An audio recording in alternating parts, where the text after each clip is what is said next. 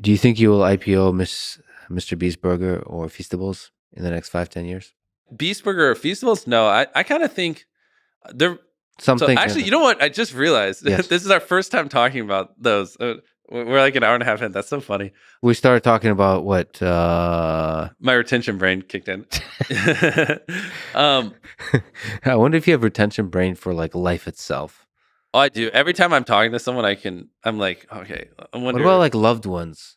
Like spending time with loved ones, thinking like we could be doing something much better right now. Right? Yes, no, that is a serious problem.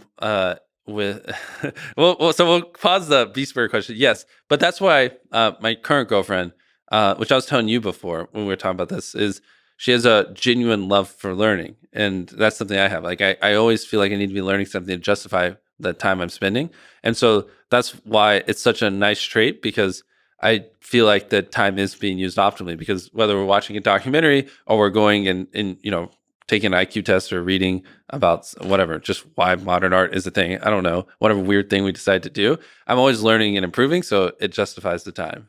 So to maximize retention in your relationship, Yeah, you want to spend that time learning as much as possible. yeah. Which conveniently I don't have to force, right? Yes. Or I want to be recharging, so when I do work, I can hit the ground harder. And luckily, we're into a lot of the same things, which happen to be learning, and sometimes it's not learning, like maybe watching an anime or something like that.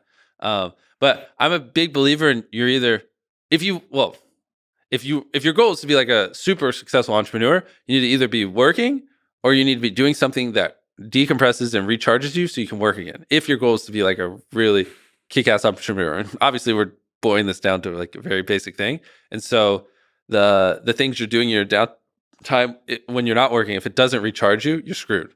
You're just a ticking time bomb waiting to implode. And so you got to like heavily recharge. And like watching, for me, anime or whatever it is, playing a board game, like that is actually kind of crucial to my success, which takes a lot of maturing to come to that conclusion, because I used to be the kind of guy that wanted to work every hour of the day, and I would try to train myself to not need that stuff. And I almost resented like that I have to do these kinds of things, and it would piss me off because it's not optimal. And I just really want to make content and entertain people. But yeah, as someone who's gone down that road, and you just work every day for 2-3 months straight, and every hour of the day, and then you just a bomb waiting to explode and lose your mind. And the only real sustainable thing is to just like give yourself time to recharge in between working. So there's a kind of balance you have to find. You have to and I hate it more than anyone else, because you hate not working. Yeah, because it's just not optimal for time. Like it's as a human, I do need to occasionally watch a mindless show and play a board game. Yeah. And it took me a very long time to like come to peace with that, and not.